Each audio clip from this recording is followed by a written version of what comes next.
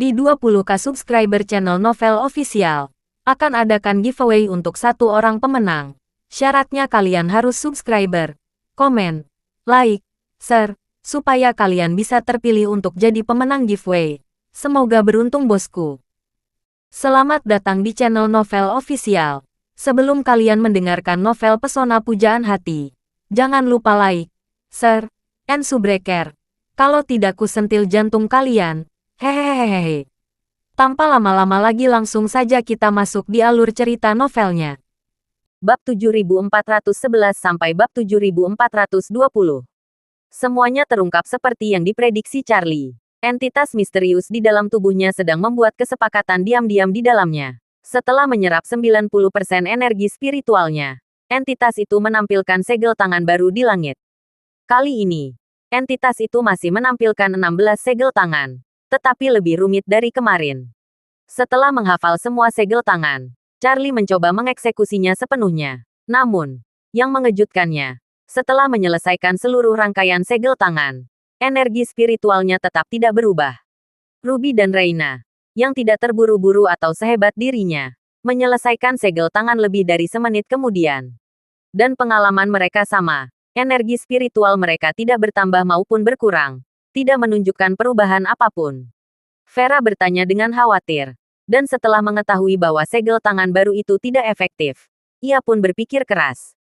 Charlie tiba-tiba tampak kehilangan konsentrasi. Lalu berkata, mungkin 16 segel tangan hari ini termasuk dalam kelompok yang sama dengan 16 segel tangan kemarin. Setelah berbicara, ia segera berkata kepada Ruby dan Reina, coba gabungkan segel tangan kemarin dengan segel tangan hari ini dan edarkan bersama-sama. Keduanya sepakat, lalu memasuki pengeditan, mengedarkan segel tangan Buddha yang samar satu persatu. Charlie menyelesaikan 23 segel tangan terlebih dahulu. Segera setelah itu, aliran energi spiritual mengalir ke lautan kesadarannya dari segala arah, setidaknya 3 atau 4 kali lebih kuat dari kemarin. Hal ini membuat Charlie sangat gembira. 16 segel tangan kemarin, 32 segel tangan hari ini. Meskipun waktu siklus untuk setiap sirkulasi berlipat ganda, energi spiritualnya meningkat setidaknya 3 atau 4 kali lipat. Ini berarti pencerahan keseluruhan dari ke-32 segel tangan tersebut lebih dari 2 kali lipat dari sebelumnya. Efisiensinya lebih dari 2 kali lipat. Itu benar-benar peningkatan yang luar biasa.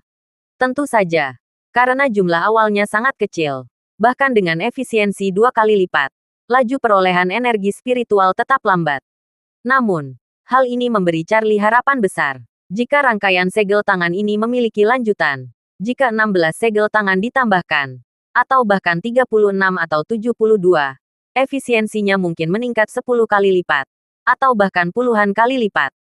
Jika demikian, laju pengisian ulang energi spiritual akan cukup besar. Ia tidak perlu bergantung sepenuhnya pada pil untuk menahan efeknya. Dia dapat mengisi ulang energi spiritualnya hanya dalam beberapa hari. Pada saat itu, semuanya akan memasuki ranah yang sama sekali baru. Sesaat kemudian, Ruby dan Reina juga membuka mata mereka. Keduanya bahkan lebih bersemangat dari kemarin. Air mata mengalir ke wajah mereka. Mereka berdua jelas merasakan peningkatan efisiensi yang luar biasa. Kecepatan transmisi ini jauh lebih unggul daripada periode panjang yang sebelumnya mereka habiskan untuk mendapatkan satu pil refleksi ki kecil dari Victoria. Dulu, mereka bersyukur menerima satu pil refleksi ki kecil setiap 1 atau 2 tahun. Tetapi dengan efisiensi 32 segel tangan saat ini, mereka dapat memperoleh jumlah energi spiritual yang sama dalam 1 atau 2 bulan. Melihat kegembiraan yang tak terselubung di wajah ketiganya, Vera tahu bahwa eksperimen Charlie efektif, dan ia juga sangat bersyukur. Setelah mengetahui bahwa efisiensi keseluruhan dari 32 segel tangan telah meningkat lebih dari 2 kali lipat, ia terkejut dan tak dapat menahan diri untuk berseru. Saya baru saja mengamati bahwa kecepatan Anda, Tuan Muda, Nona Yurman, dan Nona Mor dalam melakukan 32 segel tangan berbeda. Tampaknya jika dapat menguasai segel tangan dan lebih meningkatkan kecepatan tangan, maka efisiensi kompresi akan terus meningkat. Charlie, yang teringat olehnya, berkata dengan penuh semangat, Nona Lafor benar. Segel tangan Buddha itu rumit dan sulit dipahami. Bahkan menirunya pun tidak mudah.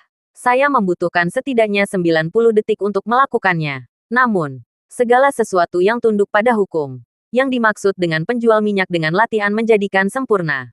Jika seseorang terbiasa dengan setiap tangan, menggandakan kecepatan bukanlah hal yang mustahil. Setelah itu, ia tak kuasa menahan desahan. Ketika saya masih muda, ibu saya mengajari saya bermain piano selama beberapa tahun. Saat itu, apapun instrumen yang dimainkan orang, mereka semua suka memainkan lagu berjudul Flight of the Bumblebee dengan kecepatan tertinggi. Ketika saya masih muda, saya membutuhkan setidaknya 5 atau 6 menit untuk memainkan seluruh lagu dengan terbata-bata. Namun, para master terbaik dapat menyelesaikan seluruh lagu dalam waktu kurang dari 1 menit, selisih 7 atau 8 kali lipat. Segel tangan Buddha seperti partitur musik. Kecepatan Anda memainkannya tidak hanya bergantung pada bakat tetapi juga pada latihan yang tekun. Vera mengangguk. Itu juga yang kumaksud. Tuan muda saat ini menghabiskan banyak energi spiritual setiap hari untuk berlatih segel tangan. Untuk mengisi kembali energi ini, kamu terus-menerus mengonsumsi pil berharga. Jika ini terus berlanjut, pil-pil itu akan segera habis, yang menyebabkan menipisnya ramuan obat untuk warisannya. Barang-barang yang sangat berharga seperti pil seharusnya disimpan untuk saat-saat penting, bukan disia-siakan untuk menghancurkan sehari-hari. Jika kamu bisa mengisi kembali energi spiritualmu melalui segel tangan, itu akan sempurna. Charlie setuju. Berkata, itu masuk akal. Namun, aku berencana untuk membuat kesepakatan lain di dekatnya untuk melihat apakah ada jejak tangan baru. Jika ya, seberapa besar peningkatan efisiensi memecahkanku secara keseluruhan? Jika peningkatannya masih 2 kali lipat, maka memasukkan beberapa pil akan bermanfaat. Jika kecepatan peningkatannya tidak cepat, saya akan memperlambat, kembali dan memutar dalam memutar sebelum mencoba lagi. Jika tidak, pil-pilku benar-benar tidak akan mampu bertahan. Saat ini, Charlie hanya memiliki 10 pil penguat yang tersisa, dan bahan baku untuk menyiapkannya telah habis. Meskipun Vera kengerian Tuan Raven untuk membantu menginstalnya, bahan mentah bukanlah sesuatu yang dapat dibeli dengan uang, bahan mentah juga bergantung pada kesempatan dan takdir. Oleh karena itu, hingga masalah bahan mentah terpecahkan, Charlie berencana untuk menyimpan setidaknya 5 pil untuk dirinya sendiri. Untuk berjaga-jaga jika terjadi keadaan yang tidak terduga. Jadi, ia hanya memiliki 5 pil tersisa untuk ditukar dengan benda misterius di dalam tubuhnya. Kembali ke villa di pagi hari, Charlie memulai pencahayaannya bersama Ruby dan Reina. Selama masa pencahayaan ini, yang ketiga fokus terutama pada penguasaan 36 segel tangan. Namun, menghafal 36 segel tangan bukanlah hal yang mudah. Mereka juga membutuhkan perencanaan sebelumnya sebelum eksekusi. Oleh karena itu, meningkatkan efisiensi bukanlah sesuatu yang dapat dicapai dalam semalam. Seperti karya piano yang sangat kompleks, memori otot yang kuat sangat penting untuk meningkatkan kecepatan dan terobosan yang signifikan. Pengembangan memori otot ini merupakan proses yang panjang. Bayangkan para pianis, mungkin dibutuhkan lebih dari 1 dekade latihan yang tekun untuk mencapai puncaknya. Pengasingan itu berlanjut hingga malam ketika alarm Charlie berbunyi. Ketika ia membuka mata, Ruby dan Reina juga terbangun dari meditasi mereka oleh suara alarm tersebut. Charlie meminta mereka bersiap berangkat, lalu keluar terlebih dahulu. Di ruang tamu, Vera dan Helena sedang berputar-putar dengan riang. Helena awalnya menyimpan sedikit rasa waspada dan semangat bersaing terhadap Vera. Namun, setelah berbicara lebih jauh dengan Vera, ia menyadari bahwa pesona pribadi wanita muda ini jauh melampaui harapannya.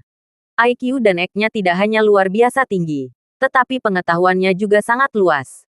Jadi, saat Charlie dan 2 orang lainnya sedang menyendiri, ia akan berkumpul dengan Vera. Dan tak lama kemudian, mereka menjadi sahabat. Melihat Charlie muncul, Vera segera melangkah maju, membungkuk sedikit, dan berkata, "Tuan muda, setelah membaca beberapa teks klasik dan menggabungkannya dengan pengamatan saya sendiri, saya memiliki pemahaman umum tentang segel tangan yang telah Anda latih selama 2 hari terakhir." Charlie berseru kegirangan.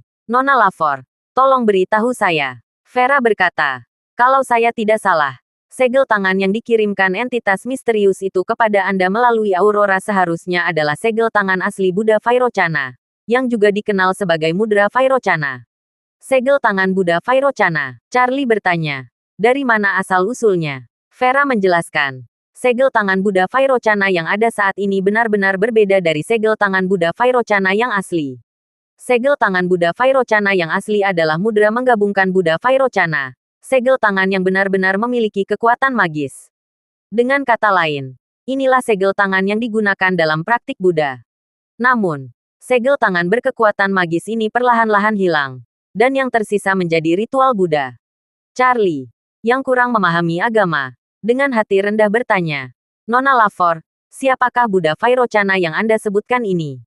Vera tersenyum dan berkata, Buddha Vairocana adalah Buddha Tathagata Matahari Agung, yang juga dikenal sebagai Sakyamuni.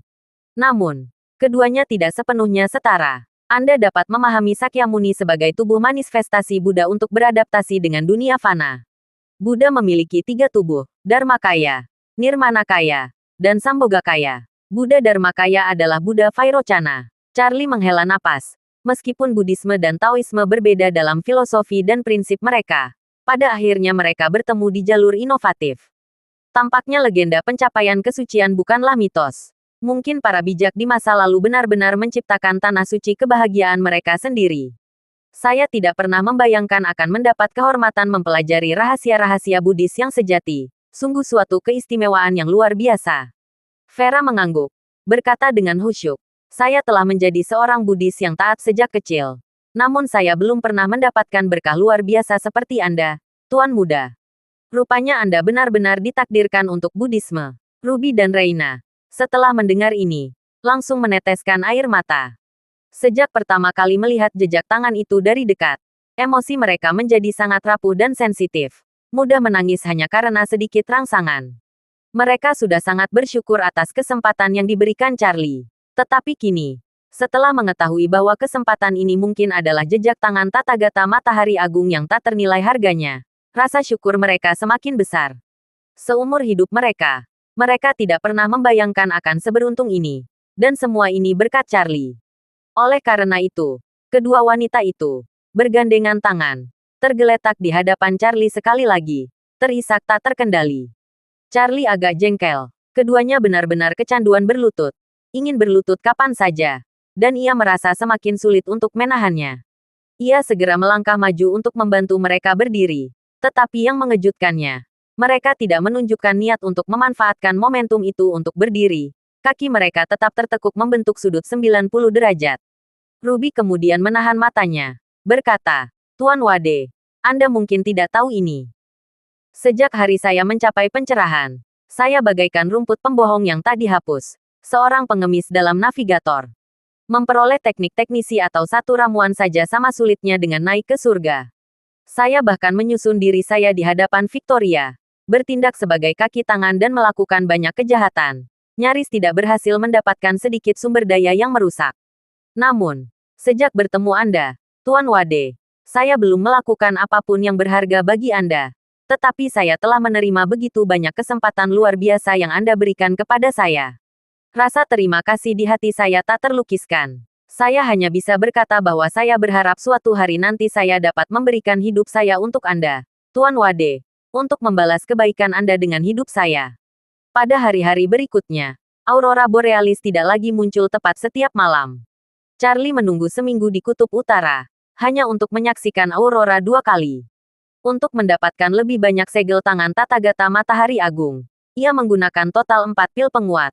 Menukarnya dengan 32 segel tangan lagi dari entitas misterius tersebut. 64 segel tangan ini meningkatkan efisiensi pertumbuhan energi spiritualnya lebih dari 2 kali lipat. Meski hanya memiliki 6 pil tersisa, Charlie masih berharap aurora muncul.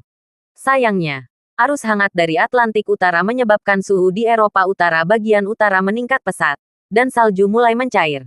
Helena memberitahu Charlie bahwa kedatangan arus Atlantik Utara menandakan berakhirnya musim dingin yang panjang. Berakhirnya musim dingin juga berarti berakhirnya pertunjukan aurora di belahan bumi utara. Untuk melihat aurora di belahan bumi utara lagi, seseorang harus menunggu hingga akhir tahun ketika musim dingin kembali. Dengan hilangnya aurora, tinggal di Eropa Utara kehilangan maknanya. Namun Charlie merasa bahwa jika segel tangan yang diajarkan kepadanya oleh entitas misterius di dalam dirinya benar-benar segel tangan Tathagata Matahari Agung, maka dengan kekuatan supernatural Tathagata Matahari Agung, 64 segel tangan yang telah dipelajari kemungkinannya hanyalah puncak gunung es. Rasa haus akan pengetahuan yang kuat, bagaikan tangan tak terlihat, mendorong pikiran dan tubuh maju tanpa henti. Namun, dia tidak tahu medium apa lagi, selain aurora borealis. yang dapat dimanipulasi oleh entitas misterius itu. Oleh karena itu, pendekatan teraman adalah pergi ke Antartika. Musim dingin telah tiba di belahan bumi selatan. Musim aurora. Selain itu, Vera telah memberitahu Charlie bahwa Maret dan September adalah bulan-bulan optimal untuk pembentukan aurora di Antartika, ketika sudut antara medan magnet bumi dan angin matahari berada pada titik terbaiknya. Selama bulan-bulan ini, partikel matahari lebih mungkin memasuki atmosfer bumi, menghasilkan aktivitas dan kecerahan aurora tertinggi, waktu terbaik untuk mengamati aurora. Saat itu, pertengahan Maret, maka Charlie segera bertanya kepada Helena, apakah Eropa Utara memiliki stasiun penelitian di Antartika? Helena mengangguk dan berkata, Eropa Utara memiliki 3 stasiun penelitian di lingkar Antartika, tetapi semuanya adalah stasiun musim panas. Orang-orang hanya dikirim ke sana pada musim panas, semuanya tutup dan para peneliti ditarik pada musim dingin. Charlie bertanya, jadi, itu berarti stasiun-stasiun ini saat ini tidak berawak? Mungkin. Kata Helena, saya perlu menghubungi departemen terkait untuk detail lebih lanjut. Setelah mengatakan itu, ia mengeluarkan ponselnya dan berkata, Tuan Wade, mohon tunggu sebentar sementara saya mencari tahu. Charlie mengangguk sedikit, dan Helena kemudian menghubungi nomor seorang anggota kabinet. Setelah berkonsultasi dengan anggota tersebut, ia memberitahu Charlie, Tuan Wade, saya baru saja menanyakan situasi spesifiknya. 2 dari 3 stasiun penelitian telah ditutup secara musiman, dan yang lainnya sedang melakukan uji coba awal musim dingin sebagai persiapan untuk menjadi stasiun sepanjang tahun depan. Saat ini ada 4 anggota staf di sana, dan mereka akan segera pulang.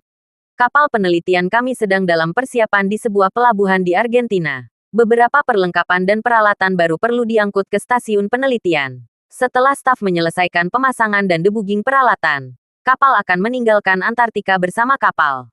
Charlie bertanya kepadanya, menawarkan Anda mengatur agar saya pergi ke Antartika dengan kapal penelitian dan tinggal di sana sebentar setelah orang-orang Anda pergi. Helena berkata dengan sedikit terkejut, Tuan Wade, suhu di lingkaran Antartika sudah sangat rendah. Suhu di dekat stasiun penelitian sudah mencapai minus 40 derajat Celcius, dan bisa turun hingga minus 70 derajat Celcius atau bahkan lebih rendah lagi selama musim dingin yang ekstrim. Terlalu berbahaya bagi Anda untuk tinggal di sana. Charlie berkata, seharusnya tidak berbahaya. Tetapi yang menjadi perhatian utama adalah apakah tinggal di stasiun penelitianmu memungkinkan. Helena berpikir sejenak dan berkata, saya tidak yakin apakah itu memungkinkan saat ini. Pada prinsipnya, Departemen Manajemen yang berafiliasi langsung pasti tidak akan setuju. Saya bisa mencoba untuk menengahi. Vera menimpali. Tuan Muda, meminta secara langsung untuk tinggal di stasiun penelitian ilmiah tingkat nasional sepertinya tidak akan disetujui oleh siapapun yang bertanggung jawab. Ini tidak hanya melibatkan mencakup sumber daya publik tetapi juga menimbulkan banyak risiko keamanan.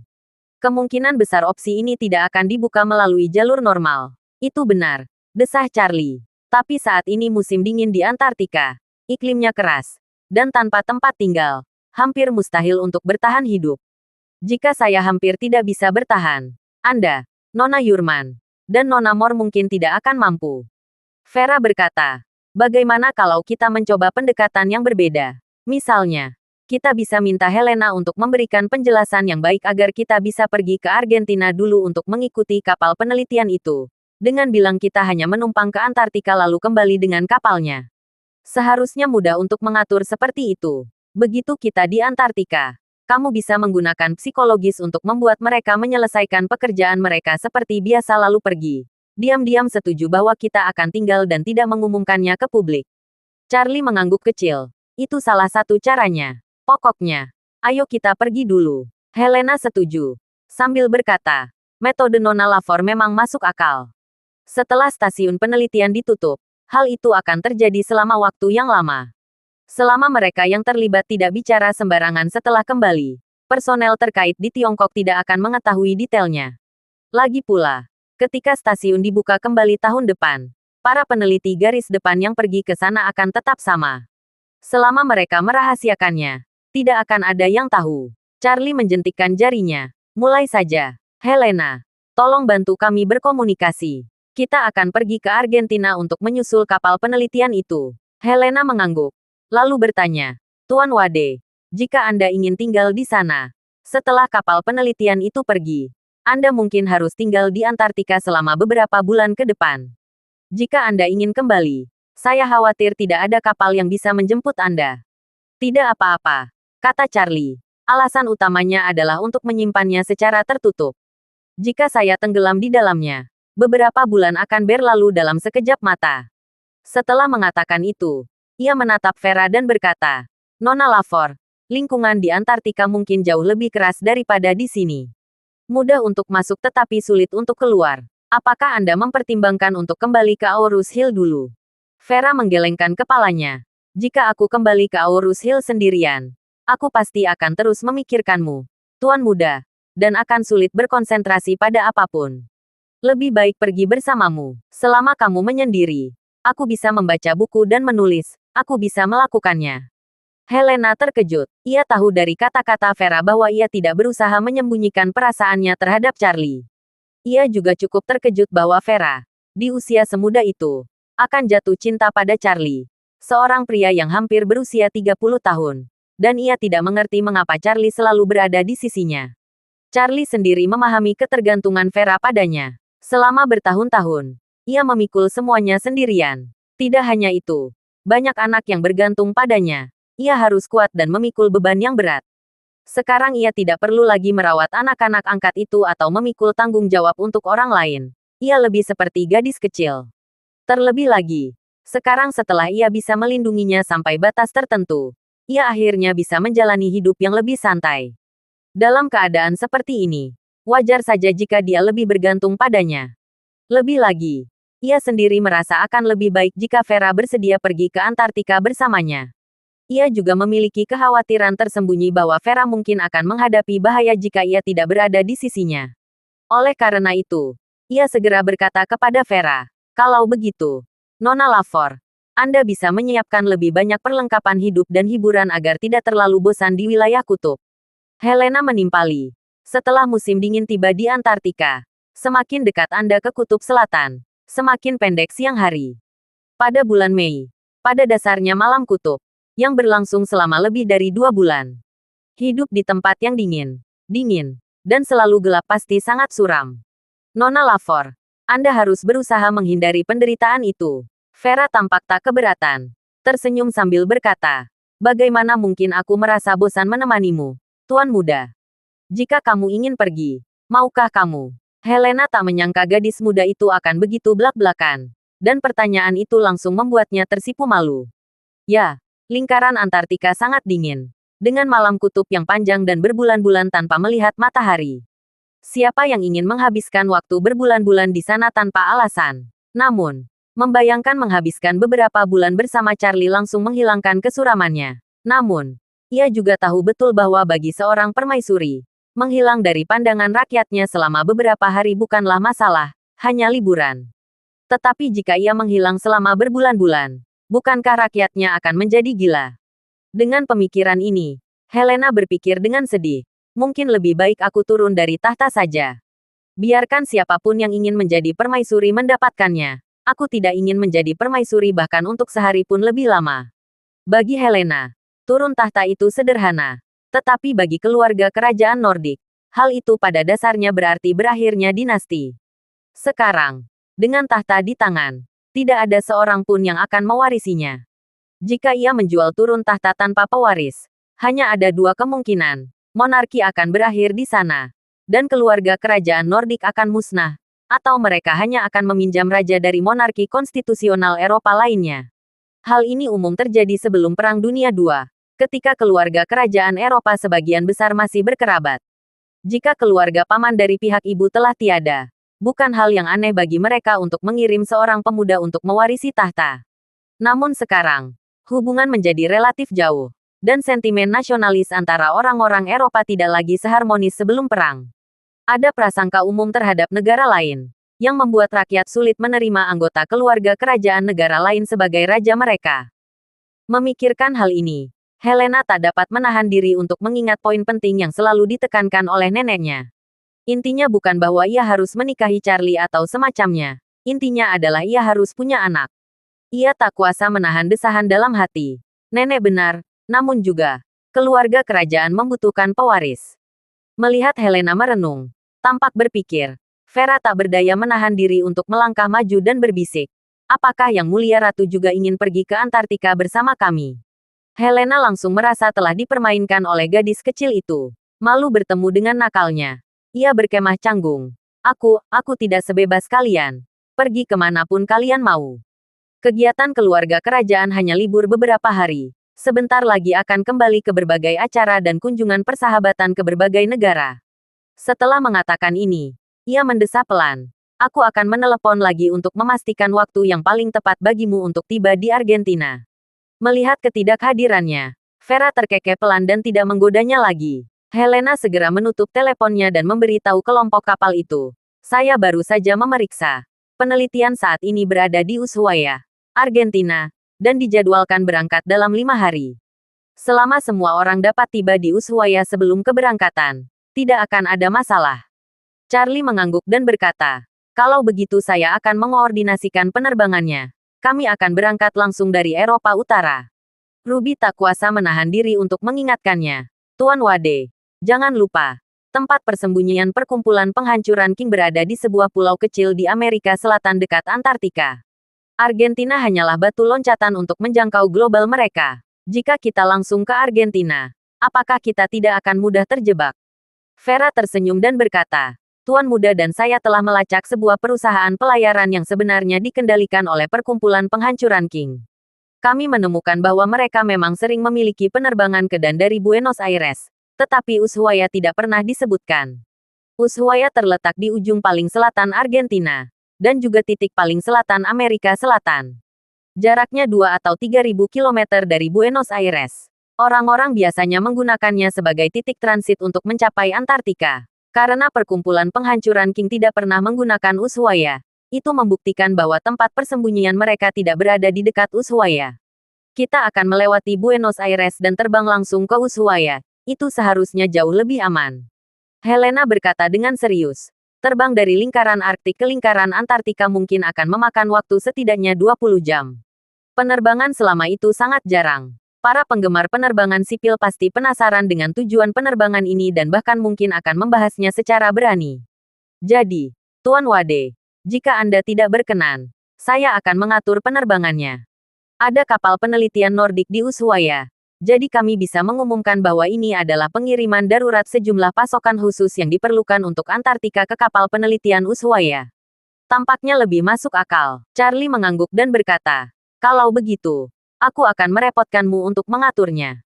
Helena bertanya, kapan kita berangkat? Charlie berkata, lebih cepat lebih baik. Helena kemudian berkata, mari kita kembali ke kota Oslo besok pagi-pagi sekali. Saya akan meminta mereka bersiap. Dan kalian akan berangkat besok pagi. Selain itu, saya akan meminta seseorang menyiapkan satu set kartu identitas Nordik untuk Anda, agar lebih aman untuk memasuki Argentina. Pagi berikutnya, Charlie mengendarai minivan yang mengenang keluarga kerajaan Nordik, membawa 4 wanita, dalam perjalanan kembali ke kota Oslo. Karena perjalanan Helena ke Kutub Utara dirahasiakan, ia tidak dikawal konvoi kerajaan dalam perjalanan pulangnya. Helena merasa sepenuhnya aman selama ia bersama Charlie dan tidak khawatir akan keselamatannya sendiri. Sebagian besar wilayah di sepanjang jalan jarang penduduknya, sehingga perjalanan pulang berjalan sangat lancar. Beberapa jam kemudian, mereka sudah hampir sampai di kota Oslo. Bandara Internasional Oslo terletak di timur laut kota. Charlie dan rombongannya berkendara ke selatan dari utara menuju Oslo, melewati bandara tersebut. Charlie awalnya berencana untuk mengantar Helena kembali ke istana terlebih dahulu, lalu mengantar Vera dan 2 orang lainnya ke bandara. Namun, saat mereka mendekati bandara, Helena, yang duduk di belakang, berkata kepadanya, Tuan Wade, staf kerajaan sudah menunggu di bandara dengan dokumen untuk Nona Yurman dan Nona Mor. Pesawat sudah siap lepas landas. Saya juga sudah mengatur seseorang untuk membeli dan mengemas kebutuhan sehari-hari Nona Lafor. Begitu kita tiba, Anda bisa langsung berangkat. Charlie bertanya kepadanya, bukankah sebaiknya kami mengantar Anda kembali ke istana dulu?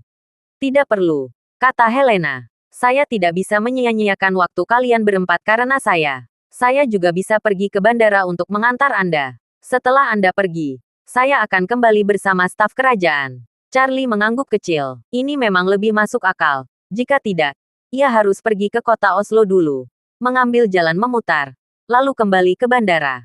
Maka ia berkata, "Terima kasih, Helena." Helena tersenyum dan berkata, "Tuan Wade, tidak perlu formalitas seperti itu. Begitu Anda tiba di Antartika, jika Anda membutuhkan sesuatu, silakan hubungi saya segera, dan saya akan mencoba mengoordinasikan solusinya." Charlie mengangguk, tanpa perlu berbasa-basi lagi dengan Helena, dan langsung melaju ke jalan masuk menuju bandara. Saat mereka semakin dekat ke bandara, jalan yang sebelumnya tidak macet tiba-tiba menjadi jauh lebih padat, dan kecepatan mobil terus menurun. Charlie mendapati jalan di depannya benar-benar macet. Mobilnya hanya bisa melambat perlahan hingga berhenti di jalan raya. Ia berhenti di dalam hati. Mengapa begitu macet? Apakah ada kecelakaan? Helena mencondongkan badan untuk melihat. Kemacetan lalu melintasi membentang setidaknya beberapa ratus meter, dan menyebabkan sama sekali tidak jelas dari apa yang dilihatnya. Ia berkata kepada Charlie, "Tuan Wade, mohon tunggu sebentar sementara saya menanyakan masalah." Ia kemudian mengeluarkan ponselnya dan mengirim pesan teks. Sesaat kemudian, dengan ekspresi muram, ia berkata, "Tuan Wade, ada aktivis lingkungan yang menunjukkan rasa di depan. Mereka telah memblokir jalan menuju bandara sepenuhnya, menuntut agar tidak ada yang lewat. Beberapa penumpang yang sedang terburu-buru mengejar penerbangan mereka sudah keluar dari mobil dan mulai berjalan kaki." Charlie berkata sambil bertanya, "Negara Anda juga memiliki aktivisme lingkungan ekstrim seperti ini?" Helena tersenyum kecut. "Aktivis lingkungan paling terkenal adalah produk dari negara tetangga kami, Swedia. Dalam beberapa tahun terakhir, di bawah pengaruhnya, banyak aktivis lingkungan muda yang radikal telah muncul di Eropa Utara. Yang paling meresahkan adalah banyak aktivis lingkungan radikal di seluruh dunia yang terinspirasi oleh mereka dan melakukan perjalanan jauh untuk bergabung dengan mereka dalam protes. Ini bukan untuk pertama kalinya mereka memblokir jalan dan menggelar protes. Beberapa hari yang lalu, mereka melakukannya di Oslo, memblokir jalan raya utama di pusat kota selama 24 jam penuh. Polisi menangkap lebih dari 100 aktivis lingkungan radikal. Lebih dari 60 di antaranya berasal dari luar negeri. Hampir setengahnya." Charlie bertanya dengan heran, "Bukankah kali ini juga butuh waktu 24 jam?" Helena berkata, "Umumnya, dalam situasi seperti ini, polisi tidak bisa menangkap orang secara langsung. Mereka harus membiarkan tindakan mereka menciptakan dampak negatif yang cukup besar sebelum melakukan penangkapan, sehingga tekanan masyarakat akan berkurang. Kalaupun tidak membutuhkan waktu 24 jam, mungkin akan membutuhkan setidaknya beberapa jam, atau bahkan lebih dari 10 jam. Berbicara tentang hal ini, ia mendesah tak berdaya. Situasi di Eropa Utara agak tidak nyaman. Banyak orang memiliki pandangan sayap kiri yang sangat kuat. Ambil contoh pemanasan global. Solusi paling sederhana yang bisa mereka pikirkan adalah menunjukkan rasa di pusat kota, memblokir jalan agar mobil tidak lewat, dan memaksa orang untuk berjalan kaki. Saya rasa temanya kali ini akan sama. Ada banyak orang aneh di sini. Charlie mendesah tak berdaya, lalu melirik navigasi. Itu menunjukkan bahwa mereka masih hampir 5 kilometer dari terminal bandara. Maka ia berkata, 5 kilometer bukan masalah bagi kami untuk berjalan ke sana. Tetapi sebagai Ratu Eropa Utara, jika kamu berjalan bersama kami, bukankah orang-orang akan mengenalimu?"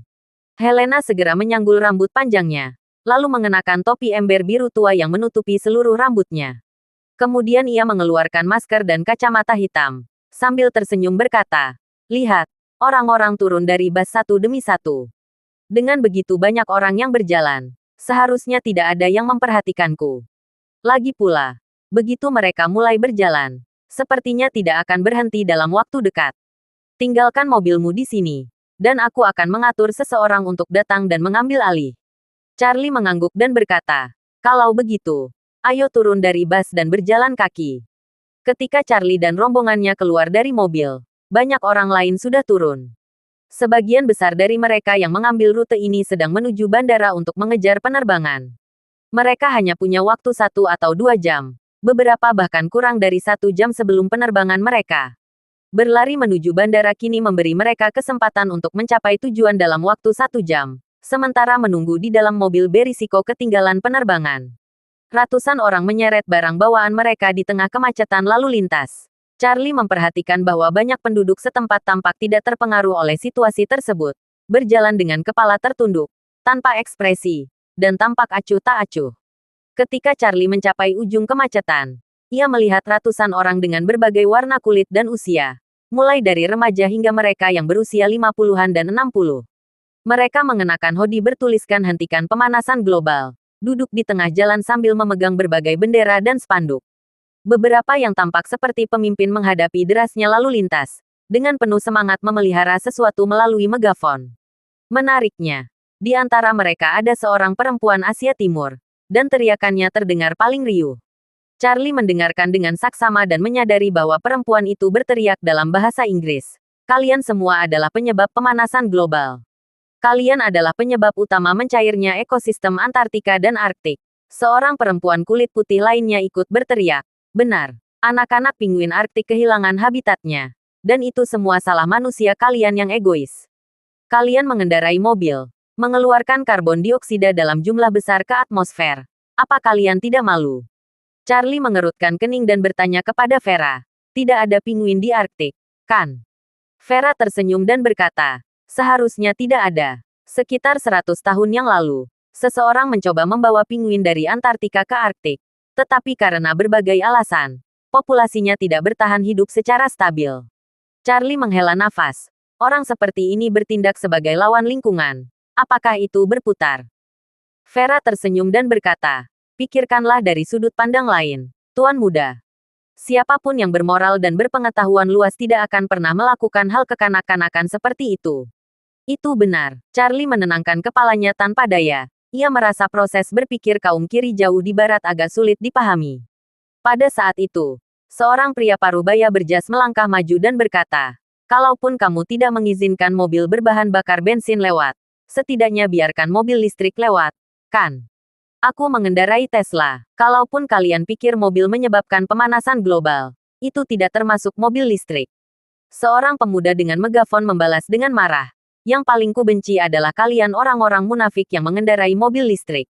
Apa kamu pikir mobilmu tidak akan mencemari atmosfer karena tidak menggunakan bensin? Pembangkit listrik membakar batu listrik bara dalam jumlah besar untuk menghasilkan, memancarkan gas rumah kaca dalam jumlah yang sangat besar. Kalian semua, para pengemudi mobil listrik, adalah kaki tangan. Pria parubaya itu masih geram, membalas, kamu jelas bukan dari Eropa Utara. Di Eropa Utara, setidaknya 98% pembangkit listrik kami berasal dari energi terbarukan, dan sebagian besar listrik dihasilkan oleh tenaga air. Bagaimana mungkin energi itu bisa menghasilkan gas rumah kaca? Pria yang selain jelas terkejut dengan ucapannya. Lalu dengan keras kepala bertanya, kamu hanya mengarang cerita. Kamu bilang 98% energi terbarukan. Dan memang benar 98%. Kenapa aku harus percaya? Pria parubaya itu berkata dengan marah. Kamu bisa periksa. Kamu tidak punya ponsel. Pada saat itu, seorang gadis kecil di belakang aktivis lingkungan itu diam-diam memeriksa ponselnya. Lalu mencondongkan tubuh dan berbisik di telinga. Charlie, aku baru saja memeriksa. Dan energi terbarukan memang mencapai 98% pembangkit listrik di Eropa Utara. Wajah aktivis lingkungan itu sedikit memerah. Tetapi ia segera pulih dan mengejek. Terus kenapa? Kamu tahu di mana mobilmu dibuat? Kalau aku tidak salah, Teslamu kemungkinan besar dibuat di Jerman. Pembangunan pabrik Tesla di Jerman sangat mengganggu keseimbangan ekologi kami, menyebabkan banyak hewan kecil kehilangan rumah mereka. Lebih lanjut lagi, pembangkit listrik tenaga batu bara mencakup hampir setengah dari pembangkit listrik Jerman. Dengan kata lain, meskipun kamu, si munafik ini, mungkin tidak mencemari udara di Eropa Utara dengan mengendarai Teslamu, rakyat Jerman mencemari udara negara mereka sendiri dan membahayakan hewan-hewan mereka sendiri untuk membangun Tesla ini. Dan pelakunya adalah orang-orang munafik sepertimu. Saya, pria parubaya itu terdiam karena marah. Lalu membalas dengan geram. Apa kalian tidak punya akal sehat? Saya yang membayar mobil ini. Bukan hanya cuma dari orang Jerman. Saya sudah bayar Tesla harga beli penuh. Tesla sudah bayar pajak yang seharusnya ke pemerintah Jerman. Dan sudah bayar karyawannya di Jerman. Sekalipun proses produksi mobil itu menghasilkan gas rumah kaca, saya tetap menanggung biayanya. Ia lalu menunjuk hoodie pria itu dan bertanya, kalian menuduh mobil saya mengeluarkan gas rumah kaca selama proses produksinya. Coba saya tanya, bukankah pakaian kalian juga mengeluarkan gas rumah kaca selama proses produksinya? Pihak lain kembali mendengar pertanyaan itu. Tetapi perempuan muda memandang Asia itu yang pertama kali menemukan cara untuk menjawab. Ia berjalan maju dan berteriak, "Dasar munafik! Alih-alih memikirkan masalahmu sendiri, kamu malah dengan jahat mencemarkan nama baik kami. Tahukah kamu bahwa semua pakaian kami terbuat dari bahan daur ulang dan biodegradable? Dan semua bahan bakunya didaur ulang dari pakaian bekas yang disumbangkan oleh orang-orang di seluruh dunia. Sekalipun bahan baku awalnya mengeluarkan gas rumah kaca selama produksi, pelakunya bukan kami, melainkan mereka yang memilikinya sebelum didaur ulang dan diproses ulang. Dan untuk menghindari beban bagi planet ini, kami tidak pernah membeli pakaian baru, hanya daur ulang dan bekas pakai. Lihat dirimu, berpakaian rapi dalam setelan jas, tampak anggun, merek apa setelanmu? Bos atau Armani, tahukah kau berapa banyak polusi tambahan yang harus ditanggung planet ini untuk memproduksi pakaianmu? Serangkaian kata-katanya yang tiba-tiba tidak hanya mengejutkan pihak lain tetapi juga mengejutkan sekutu. Charlie memperhatikan dua pengunjuk rasa lingkungan berbisik di antara mereka. Apakah pakaian yang kita kenakan benar-benar daur ulang? Kotor sekali. Menjijikkan. Yang lain berbisik balik. Jangan dengarkan omongan kosongnya. Pakaian-pakaian ini dipesan dalam jumlah besar berani oleh Presiden Asosiasi. Bagaimana mungkin bisa didaur ulang dan diproses ulang? Saya sudah memeriksa label perawatannya. Pakaian-pakaian ini dibuat di Vietnam dan 100% katun. Jangan khawatir. Lalu pengunjuk rasa itu bertanya, apakah Anda yakin? Kami memang menerima banyak sumbangan pakaian bekas dari orang-orang di seluruh dunia. Bagaimana jika mereka benar-benar mengambil satu batch dan memprosesnya kembali? Orang lain tertawa dan berkata, jangan konyol. Menjadi pencinta lingkungan itu hanya bisnis. Pakaian-pakaian sumbangan itu, yang katanya untuk didaur ulang dan digunakan kembali, sebenarnya dikemas dan dijual ke Afrika oleh para petinggi kita. Ada orang-orang di Afrika yang khusus membeli pakaian bekas dari seluruh dunia. Mereka membeku per ton lalu mendistribusikannya ke distributor di berbagai tempat per kilogram. Distributor-distributor itu kemudian memilah dan memilih pakaian untuk dijual kembali. Bagi kami, ini bisnis tanpa biaya. Kami bisa menjual setidaknya beberapa ribu ton setahun. Kalau tidak, dari mana kita bisa mendapatkan dana untuk protes, makan, minum, dan bersenang-senang di seluruh Eropa, ditambah biaya perjalanan dan akomodasi. Mendengar penjelasan itu, pria itu menghela nafas lega dan terkekeh. Oh, jadi begitu ya. Kukira itu benar-benar didaur ulang. Melanie ini benar-benar pembohong. Dia sangat mudah berbohong.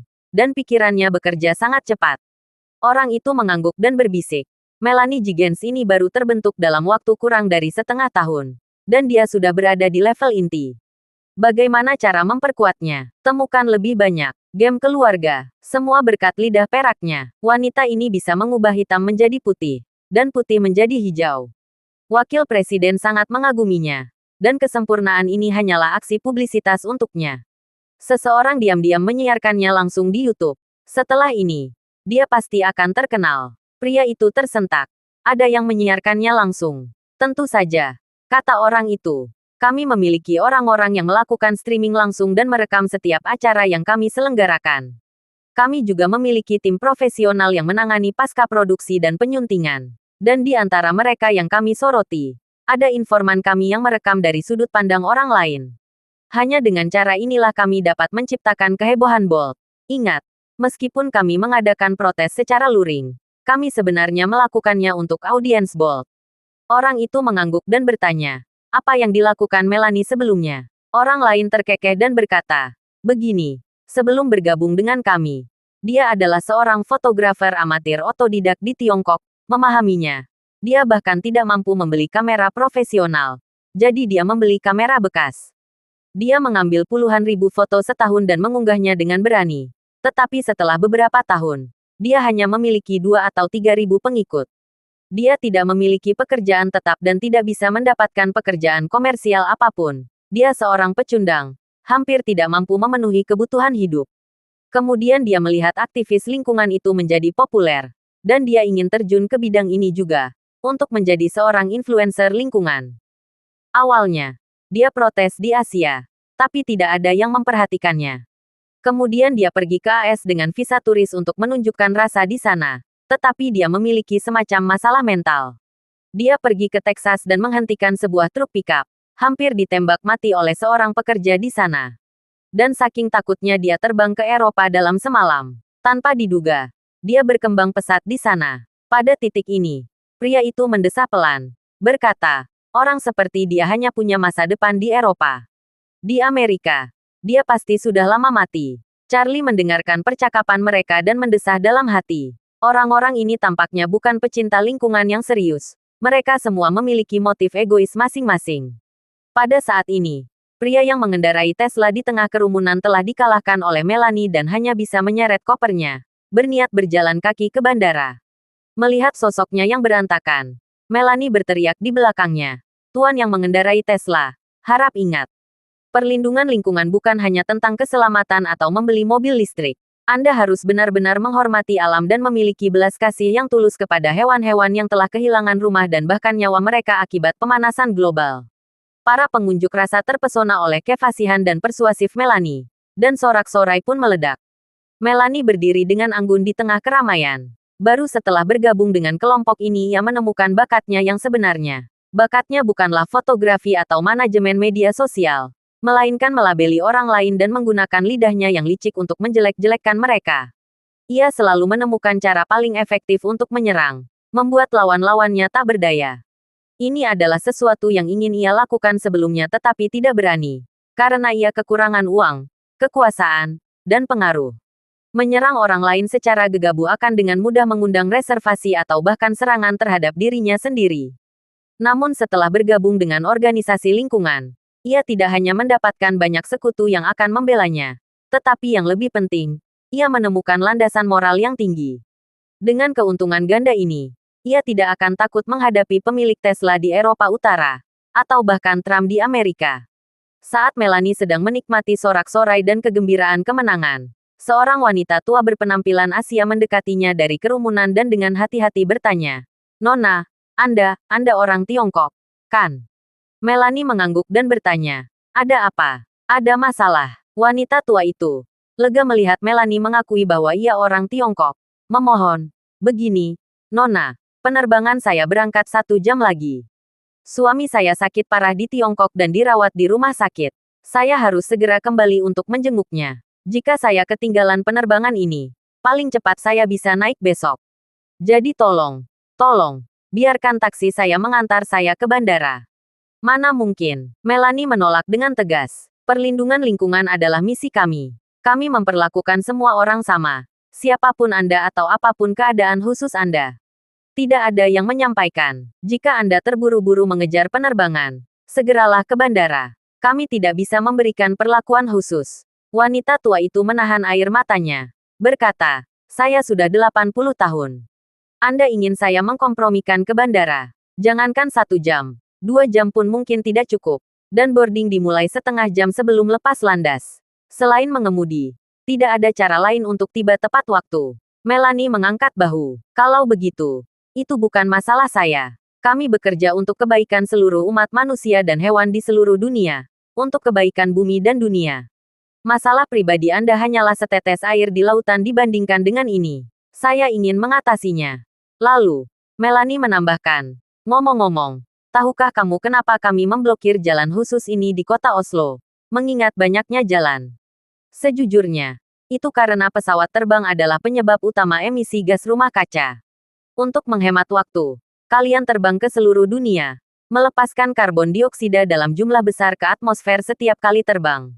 Wanita tua itu sangat marah hingga hampir terkena serangan jantung. Sambil memegangi dadanya, ia bertanya, Kamu menuduhku terbang. Bagaimana kamu bisa sampai ke Eropa? Entah kamu datang dengan pesawat atau kapal. Kamu tetap menyebabkan pelepasan utama karbon dioksida ke atmosfer." Melanie tersenyum. Ekspresi tidak berubah. Dan berkata, "Maaf, Nek. Aku berimigrasi ke Eropa bersama orang tuaku saat aku masih kecil." Kemudian, ia mendesah malu. "Tentu saja, kamu benar. Sekalipun aku terbang saat kecil, tak dapat disangkal bahwa aku juga kaki tangan memanas secara global. Itulah sebabnya aku akhirnya menyadari kesalahanku dan menjadi sukarelawan untuk berkontribusi pada upaya pemanasan global dan menebus kesalahan masa laluku." Wanita tua itu sekali lagi menjawab dengan bantahan tajamnya. Tak mampu membantahnya. Dan hanya bisa berdiri di sana tanpa daya menyeka udara matanya. Charlie awalnya berencana untuk pergi begitu saja, tak ingin menanamkan dirinya ke level para radikal ini. Namun, setelah mendengar orang lain berbicara tentang Melanie dan melihatnya tidak menunjukkan belas kasihan kepada seorang wanita tua dan bahkan berbohong, dia merasa sangat tidak nyaman. Ia tak bisa menahan rasa penasarannya. Apakah masyarakat Eropa sudah begitu yakin? Bagaimana mungkin iblis dan monster seperti itu merajalela di negeri ini, menghalangi ratusan, bahkan ribuan orang di sini? Namun tak seorang pun bisa berbuat apa-apa. Terima kasih sudah mendengarkan cerita novel Pesona Pujaan Hati. Sampai jumpa di novel selanjutnya.